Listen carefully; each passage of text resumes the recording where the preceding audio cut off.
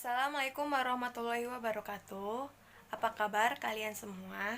Saya doakan kalian sehat walafiat, tetap menjaga kesehatan, tetap semangat belajar. Walaupun di masa pandemi COVID-19 ini pembelajaran melalui daring atau dalam jaringan. Untuk hari ini, kita akan belajar tentang klasifikasi makhluk hidup. Sebelumnya, kita akan menonton atau menyimak video terlebih dahulu. Selamat menyaksikan. Segala sesuatu yang ada di sekitar kita terdiri atas benda-benda. Coba perhatikan meja belajar dan tumbuhan. Apa bedanya meja belajar dan tumbuhan yang ada di sekitarmu? Apakah tumbuhan mempunyai kemampuan untuk bernapas, tumbuh, dan berkembang? Apakah meja belajar pun mempunyai kemampuan tersebut? Secara garis besar, benda-benda di alam semesta ini terdiri atas benda hidup atau makhluk hidup dan benda tak hidup. Masing-masing memiliki karakteristik tersendiri. Kamu akan kagum terhadap kebesaran Tuhan Yang Maha Esa yang telah menciptakan bumi beserta segala isinya, menciptakan berbagai jenis makhluk hidup dengan sangat teratur, dan juga menciptakan alam semesta ini dengan sangat sempurna. Oleh karena itu, kita wajib menjaga alam semesta ini agar tetap lestari dan tidak dicemari oleh berbagai macam zat berbahaya yang dapat merusak lingkungan. Dalam bab ini, kamu akan mempelajari karakteristik benda hidup atau makhluk hidup dan benda-benda tak hidup yang ada di lingkungan sekitar, serta bagaimana mengklasifikasikannya.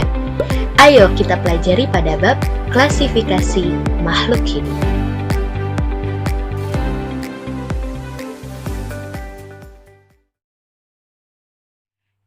Ciri-ciri benda di lingkungan sekitar. Benda adalah sesuatu yang mempunyai massa dan dapat menempati ruang.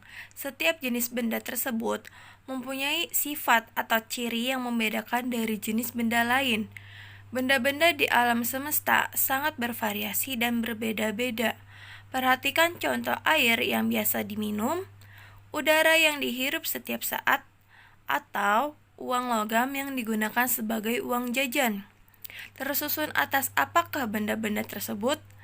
Air atau H2O merupakan zat cair yang tersusun atas dua atom hidrogen dengan lambang H dan satu atom oksigen dengan lambang O.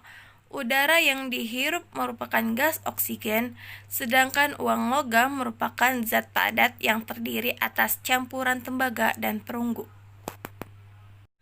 Secara garis besar, benda-benda di alam semesta ini terdiri atas benda hidup atau makhluk hidup dan benda tak hidup. Masing-masing memiliki karakteristik tersendiri. Dalam bab ini, kita akan mempelajari karakteristik benda hidup atau makhluk hidup dan benda-benda tak hidup yang ada di lingkungan sekitar, serta bagaimana mengklasifikasikannya. Benda-benda di sekitar dapat dikenal karena mempunyai ciri-ciri. Ciri-ciri benda adalah 1. Bentuk benda berbeda-beda. 2. Ukuran benda berbeda-beda. 3. Warna benda berbeda-beda. 4. Keadaan permukaan benda berbeda-beda. Dan 5. Bahan penyusun benda berbeda-beda. Benda tak hidup adalah benda yang tidak mempunyai sifat-sifat kehidupan. Benda tak hidup merupakan substansi yang tidak menjalankan proses kehidupan. Ciri-ciri benda tak hidup tentunya berlawanan dengan benda makhluk hidup. Ciri-ciri benda tak hidup yaitu tidak dapat bergerak, tidak mengadakan metabolisme, tidak mempertahankan jenisnya, tidak ada tanggapan terhadap rangsang. Suatu benda dapat dikatakan hidup jika memiliki ciri-ciri kehidupan yang dapat membedakannya dengan benda tak hidup. Ciri-ciri selanjutnya yaitu ciri-ciri makhluk hidup, yaitu bergerak, bernapas, memerlukan makan, tumbuh dan berkembang biak, peka terhadap rangsang atau iritabilitas, memerlukan zat sisa, dan beradaptasi. Perbedaan benda tak hidup dan makhluk hidup. Benda hidup atau organisme berkembang biak dan menerima rangsangan. Contohnya, tumbuh dan bergerak bukan kriteria ilmiah untuk membedakan makhluk hidup dari benda tak hidup. Hewan dan tumbuhan merupakan makhluk hidup. Makhluk hidup memerlukan makan dan minuman. Tanpa makanan dan minuman, makhluk hidup akan mati. Adapun benda tak hidup merupakan benda yang tidak pernah mengalami proses hidup. Benda tak hidup tidak memerlukan makan dan minum. Benda tak hidup tidak bernapas, bergerak, dan berkembang biak. Selanjutnya, pengklasifikasian benda. Benda berdasarkan wujudnya dapat dikelompokkan menjadi zat padat, cair, dan gas. Perbandingan antar ketiganya tersaji pada tabel berikut.